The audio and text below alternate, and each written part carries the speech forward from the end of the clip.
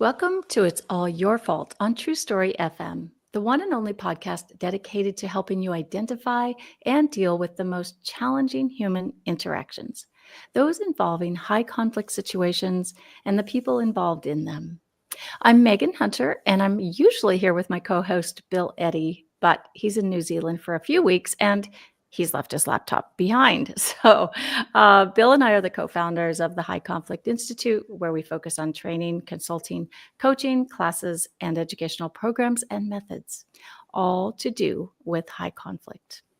Today, I'm joined with a very special guest, Cherolyn Knapp, one of HCI's high conflict experts, and I'm thrilled to have you here today, Cherolyn. Hi, everybody. In today's episode, Cherolyn and I are going to talk about emotions and how to manage them, mostly in the workplace, but it will apply everywhere. So before we start, please send your questions to podcast@highconflictinstitute.com or on our website at highconflictinstitute.com/podcast, where you'll also find all the show notes and links. All right, Cherolyn, welcome back. We haven't seen you on the podcast for a while. Thank you, Megan. It is always a pleasure to be here on It's All Your Fault podcast. And I want to say how often I tell people, do you know about the podcast? And when I'm teaching courses for HCI or doing coaching or mediation work in the workplace work that I do, I often tell people to go listen to the podcast. There's just so much good information there. Well, thank you. We, of course, appreciate that. So if you wouldn't mind, just share a little bit about what you do and your background. Thanks. Yeah. So I live on the west coast of Canada, and I am a lawyer by trade. And I was involved in civil litigation for 15 years before I became a mediator. And then for the last 5 years, I've focused primarily on workplace and other types of conflict involving people, but a lot of workplace and organizational work. And so my work takes me in workplace investigations when there have been allegations of bullying or discrimination or harassment or other types of misconduct. And my work also takes me into mediation when people, individuals or professionals or teams aren't able to function any longer. I also do some one-on-one coaching with people to help them, whether it's improve their conflict skills or address leadership concerns or that kind of thing. And then I also really love working with groups and teams, and I teach new ways for work for coaches and new ways for work for leaders through the High Conflict Institute. And that is a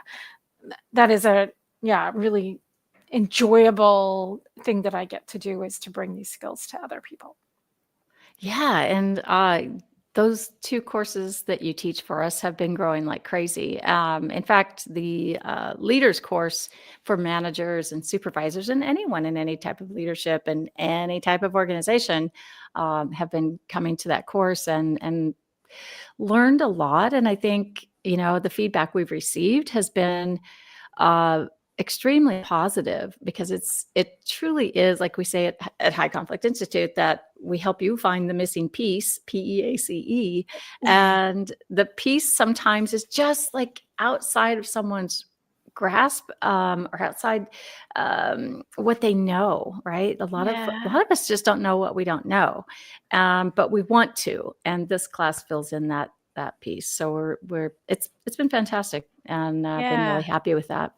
Yeah, thank you. Yeah, we built that class for leaders who are dealing with difficult behavior on their teams, or not really understanding what's happening on their teams, and wanting some tools for how to navigate a workplace where there's been high conflict behavior. So it's been, the people who've been through that course have been, I think, really enjoyed it, and enjoyed meeting each other too, right? Because they get to build those skills together.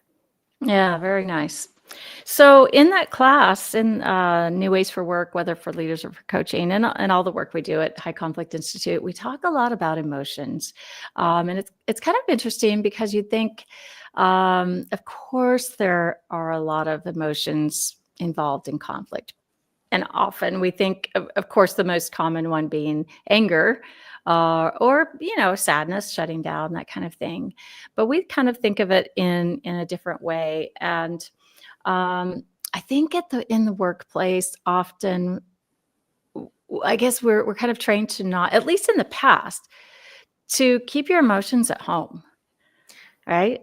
Yeah, interesting. Well, I've heard people have said this to me before, and I've also maybe experienced this myself. Like, we may allow ourselves to express our emotions in a different way with the people we're closest to than we would in a workplace environment that we're trying to maintain a professional veneer at any rate.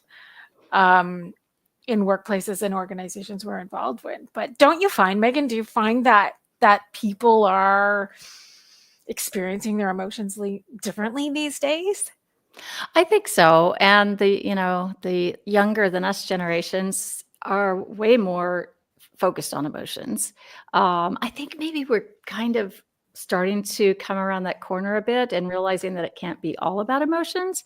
And on the other end of the spectrum, it can't be not about any emotions, right? Yeah.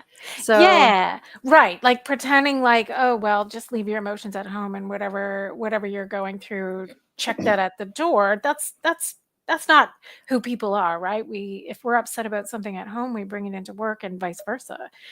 But I think I one thing the High Conflict Institute taught me was to distinguish between the feelings we feel versus feeling them in a reactive way. That okay, that let's it's explore that. Yeah. So, through working on myself as a human being, I'm learning more about my own emotions and that it's healthy. It's important and healthy to have emotions. And as we, understand who we are and maybe some of the difficult things we've been through in the past, starting to name those emotions and finding ways to express those in a healthy way, that's all good and healthy part of being human beings. What's troublesome and what causes more difficulty in workplaces and professional relationships is when the emotions are getting the best of us. So when we go into reactive mode, like that fight, flight, or freeze mode, it's not like we're really in touch with what these complex emotions are that we are feeling. It's just that simply we are redlining and Mm. we've gone into fight, flight, or freeze reactive mode, right? Where things start to feel about life or death. And that's all good if you have to save lives. Those are being able to be in reactive mode and act without thinking. That's important when we have to do things in an emergency. But a lot of times in workplaces, things are not an emergency, um, and so finding ways to dial down, get out of that reactive mode, so we can then deal with the issue at hand. I mean, that's something that a lot of people are struggling with, I think. Yeah, I agree. We hear a lot about it. And so let's talk a bit about what unmanaged emotions are. So what we teach is that the high conflict situations typically involve someone that has a pattern of extreme behaviors, all or nothing thinking, blame, and unmanaged emotions. Right. Mhm. So I think a lot of people don't always understand fully what that means, and because we've all blown our stack once in a while. It's not Yeah. unusual to have maybe had an angry outburst at some point, but there are some who it seems that when something doesn't go to plan, when something doesn't go my way or as expected, then there's this very large emotional reaction. They're very upset that they didn't get the assignment they wanted. They're very upset that their manager didn't understand or didn't fully communicate something. Yeah. So it becomes really big. So let's talk a bit about what unmanaged emotions looks like.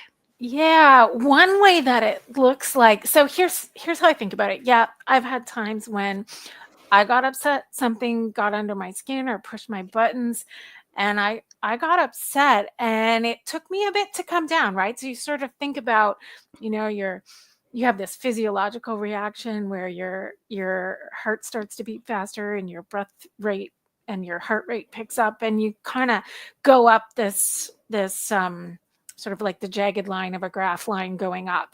And you spend Right. some time at the top of that graph line for a little bit, and you're not really thinking straight. right? So that's normal. That's a normal part. But for someone who has a real hard time regulating or managing their emotions, they might stay up there for an extended period and have difficulty coming down. And so if everyone, the listeners, can think for a minute about a time they got upset, and how long did it take to sort of like, whew, like get to the point where you felt like yourself again, right? Like, was it, sometimes it's a few minutes, a few hours, or, might take till, you get a chance to sleep on it. And the next day you start to kind of come back to your normal self. But someone who doesn't regulate well, they sort of stay up there for an extended period of time. What do you think? Yeah, it's interesting. I was thinking we should get some research about what that amount of time is, because I was just thinking that of that over the past couple of days. When people are in that very heightened, unmanaged emotional state, can it last for several hours? I wonder if at the peak it's maybe 5 minutes, maybe 15 minutes. I don't know that it lasts longer than that at the peak. Mhm. I think maybe 5 minutes or less. Yeah. I'm not sure. And then over the rest of the day, still Yeah. upset, still coming down. You still have cortisol, kind of, I Yep. suppose, trying to filter through your system. And then you said something really important about the sleep aspect, right? And overnight can help us kind of reset, and you wake up the next morning and all of a sudden it doesn't seem as important for most people. Mhm. And for some involved in high conflict disputes, there may be some of that insight, but for others there may not be. Yeah. So if we're working with someone who's in that peak state of emotion, something has really not gone their way, and they've had this massive blowout, right? Or Yeah. they've yelled at someone, they've thrown something, they're just so frustrated, and you can see it, they're tensed up, they're just angry, right? What do you do as a leader, Yeah. right? Yeah. Yeah, well, I think as leaders, and also as coworkers, and anyone in a workplace, we've all heard you and Bill say this a lot of times: emotions are contagious, and Mm, so we need to sort of start by remembering that as human beings, our emotions cross over to each other, and we pick up on other emotions really well. And so almost like whether, Wi-Fi, would you yeah, say? I mean, it's yes, almost like Wi-Fi, like it's almost, it's not yeah. intentional. No, it's just like, and it's just the vibe that's there, and you pick up on the energy of the people around you. And I think all of us to the extent that we are able to manage and regulate our own emotions. Something that I like to think about is, um, am I going to mirror someone else's emotional contagion and pick up on their sort of chaotic or disruptive emotional outbursts or displays? Or am I going to be the mirror for other people around me? And that's something that Oh, I I like say to that. That's a people nice flip. in coaching, right? It's like, and if it's an off day, we may find ourselves mirroring somebody else. But then to sort of notice, one of the key parts about this work in dealing with ourselves in conflict and understanding how high conflict operates, is to start by noticing. And when we notice and go, oh, I'm having one of those physiological responses, and my thoughts are rushing. What do I need to do right now? I'm the mirror. What does that look like? Right? So if I'm the mirror, and I'm going to try to disengage from that other person's energy that I'm finding difficult, I got to breathe, right? The very Mm. first thing after I notice is I really need to stop and take some breaths in a slow way. And by doing that, we actually send our brains a signal that it's okay, that we can get into a calmer state. So that's my first strategy always, is to stop and breathe. Yeah, so you're that person on the other side of someone who's having, a large reaction to something, very heightened emotions, and it does spread. I mean, you can feel that tension, that energy.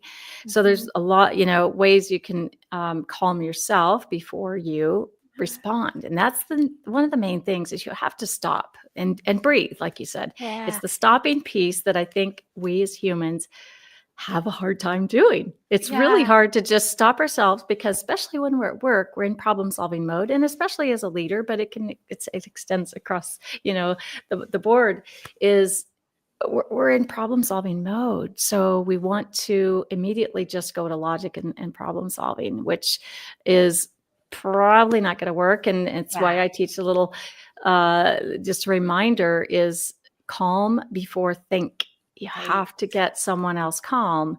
So stop, take that breath, be the mirror. And Yeah. those little mirror neurons in the other person's brain hopefully will pick up on that. So what are some things you don't want to do in those moments that either for yourself or for the other person, or let's say you have a team you're working with and there's that one person that's really upset, being disruptive. Now the whole team's kind of on red alert. You're feeling a little bit funky yourself and you're upset with this person. Like if they Yeah. would just stop, I sure would love it, right? Or if they would Yeah. just go away, it would be wonderful. But Yeah. how is there a way we can help people pass through this? Yeah, so I'd say this, if we can gain access to our calmer self, then that gives us access to some other things, right? So if we can get out of our whoever we are in this scenario, if we can be getting out of our reactive mode into a calmer state, then you've got some quick choices that can be made. And I think um that I think the thing that's coming to mind though is w- calm doesn't mean roll over and play dead, right? Hmm. Calm doesn't mean stop inhabiting this space. It doesn't mean shut down and be a turtle in your shell and hope that the situation passes. But it also doesn't mean like, be a saber-toothed tiger and start showing your fangs and start trying to scare the person that's bothering you away, right? Like hopefully we're trying to just inhabit the space and the space, like whether that's the meeting or the interaction or the conversation, whether it's in person in a workplace or in a video meeting, and then we want to think about quickly, okay, what are my options right now? And so from the calm space you've got access to think about options. And now, as you say, I love that calm before think, because that's really what we're doing, right? What are my options? Well, I can stop this meeting right now, or I can set a limit and tell someone, we're going to move on from that conversation right now and come back to that privately, or it's important that we engage with each other professionally. So we've got the option to like set a limit or set an expectation with people. But we can't, and I don't know if you've ever tried to do this. I can think of a time professionally when I was quite upset. Someone had been really sort of pushing my buttons, maybe on purpose. And I found myself in this meeting, standing, pointing, telling this person that, I was going to be the one to decide. And it was just, it was the wrong thing to do. So I would like to say that I would not do that again. And it's been a lot of years of learning of how to navigate my own difficult feelings when they happen. But it's from staying calm that we can then figure out what do we need to do from an assertive place to take charge of the situation. Yeah. Yeah, go ahead. And I think, we think it'll take a lot of time because I mean, the thing in the workplace, time is money. And if we have to take this time to work on people's emotions, help them manage their emotions or manage the emotions of a team, that it's contradictory to getting work done. Sure. But actually, I think if you pay attention to the emotions of the team, right, or of the individual, right, you are, it's a time investment. It's a little bit of a paradigm shift here, that the little bit of time spent on that, and it's just a little bit, meaning True. if I stop myself when there's that upset person coming at me, and I figure out what to do, and then I help them. Let's say I help them calm down, Hmm. and then focus both of us on what to do, and guiding them into next steps or whatever we do. Set the limit. Those are the time savers. Sure, because it's that 80-20 rule, isn't it? That oftentimes it's how does that, well, in any situation, right? But it's like sort of 20% of the people are going to take 80% of our time, but also we might think to ourselves, well, I'm in the middle of this project or this meeting or whatever. We don't have time to stop and attend to this. But in reality, if we can take a little bit of time to ground ourselves and center ourselves, then we can use our thinking brains to figure out what to do. Yeah, and it's only a second or two, honestly. Yeah. So the time, it's just remembering to do it. It's something we have to do, Yeah. and it's an investment Yeah. that it doesn't have to be this big thing that you do as an organization or as a leader or as a Yeah. coworker or anything. It's just this must be a piece of what we do in our organizations, Yeah. of any kind, right? If you So do let's this talk little about extra how. piece, right? Let's talk Yeah. about how, because I think so. We've talked about breathing, but if we're going to take time to sort of to get all of us into our calm, assertive self, so how do we get there? And I have another couple of ideas to share with listeners of how to do that. One of which is, so when we're in our heads and we're upset and we're maybe in a really difficult interaction and we realize we've got to get it together to be able to think it through and know what to do. One positive way to get out of our heads and into the moment is by thinking about our five senses. And this is another thing that we can do. We don't have to get up and take a break and leave the meeting. We can actually just sort of do it quietly on our own. Instead of sort of thinking a lot of thoughts and freaking out, we can just take a moment and connect to, okay, what's one thing I can see? Well, at this very moment, I can see a painting in my background that someone who I care about painted for me. So that's something I can see. What's something I can hear? I can hear my voice inside of my head. What's something that I can smell? And what's something I can taste? And what's something I can touch? And so by moving from our thoughts and feelings into our five senses, it can be a very quick hit of getting us back into the present, back into our body, so that we can then move forward and do the work that we have to do. So that's one Yeah, tip. Yeah. and that's called grounding, and it's a really, useful tip if you can remember to do it, even, just write Yeah. it down, and it makes me think I used this once on a safari in Africa. Um, I know, oddly enough, but Yeah. we were out on a safari drive and, witnessed a pride of lions, about 9 lions, Oh, take down 2 big water buffalo, and oh it's not my. instant. It was Cape buffalo. Yes, yeah, Cape buffalo. 45 minutes, and Oh, then we all came back to the lodge for dinner, and we were sitting around a single long table together. And one young woman was just highly disturbed by the whole thing. Her nerves were yeah. right there, so her emotions were way up at the top. And so, as we're waiting for our food to be served, I said, touch your glass of water, because it had ice in it and there was Mm. condensation on the side. What's that feel like? Oh, it's cold. Like, okay, what's the food smell like? And I have to say, her husband, I mean, she calmed right down, needless to Mhm. say. And her husband said, ma'am, I think you just saved my marriage. Oh, wow. So, meaning I taught him a skill, but that's Yeah. how powerful it can be.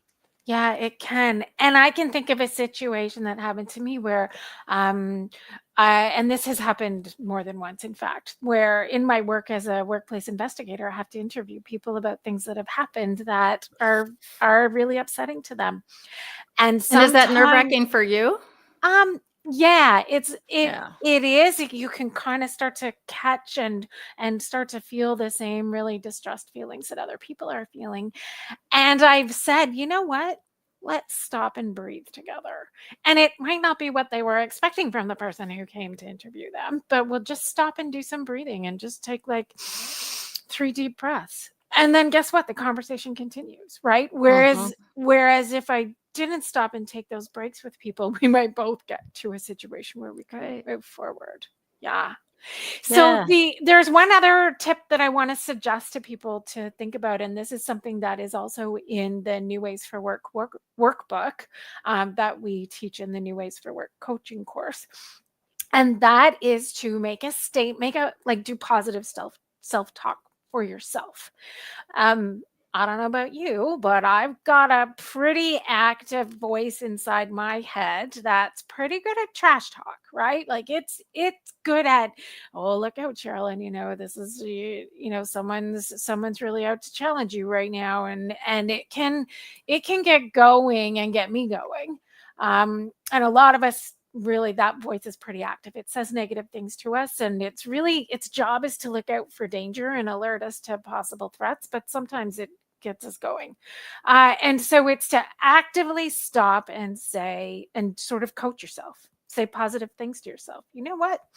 Take your time. You've got time to do this. You know what needs to be done, and to talk to yourself like that, and even to use your own name, right? Like, when I'm like, not just to say, oh, I've got this, but to say, Sherilyn, you're good. You've got this. You know what to do. You know how to get yourself into a calm state, and you can figure out what's needed to move this forward. And so that can be a very powerful tool for helping us get into that calmer state we need, Mm. so that we can then do the thinking or the processing or the setting of limits or things that we need to do to deal with a difficult situation. Yeah. Yeah, I love that.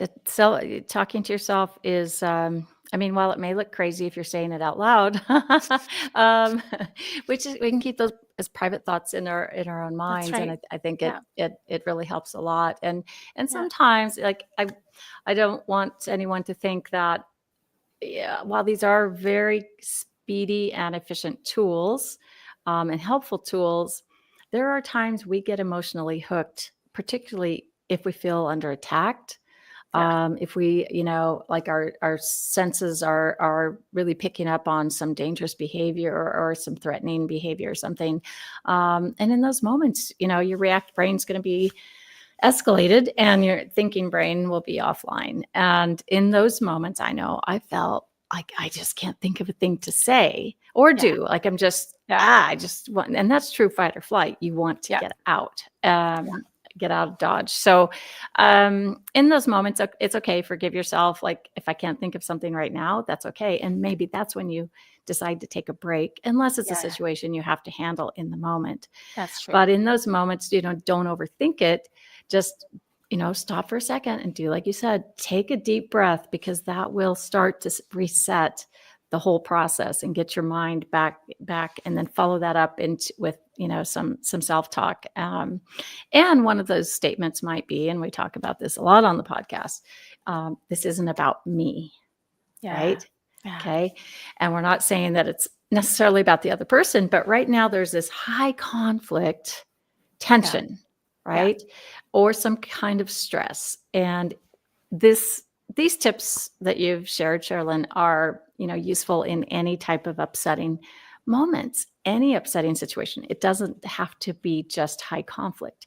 And Yeah. sometimes conflict will feel high conflict to some people while it doesn't to others. Yeah. That's true. Right? That's true too.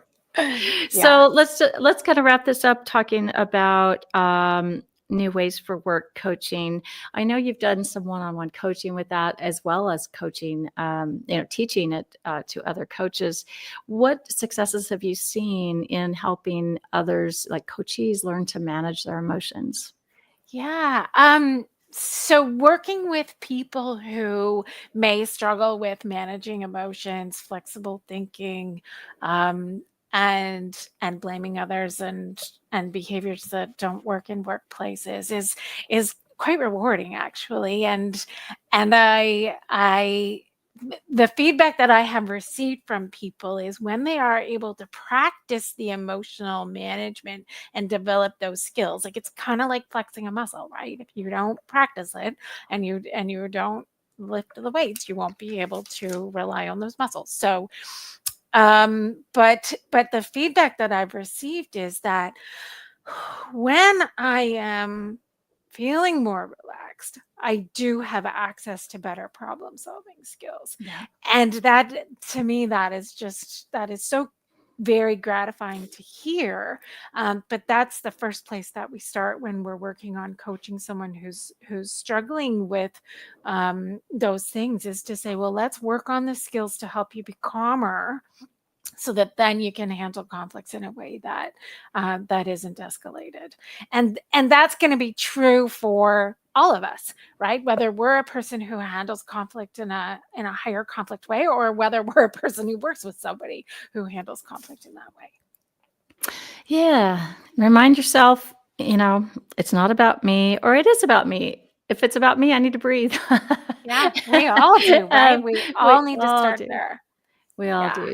So investing a little bit of time in these tools, it doesn't really cost anything. It's just adding it to your repertoire of what we do, whether we're leaders or coaches or employees or in any phase. So, well, this has been great, Cherolyn. I'm really glad you joined, and I know we have a couple of New Ways for Work trainings coming up, so we'll put the links for those in the show notes. Those are for leaders of any type or coaches in any workplace or organization, and we'll put a couple of other books or some book links and things in the show notes. So please check them there.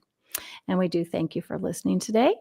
Next week, we will be focusing on borderline personality disorder, both in teens and in adults. And it's, I think, going to be really fascinating. We might have a very special guest. So in the meantime, send your questions to podcast@highconflictinstitute.com or submit them to highconflictinstitute.com/podcast. And until next time, keep learning and practicing.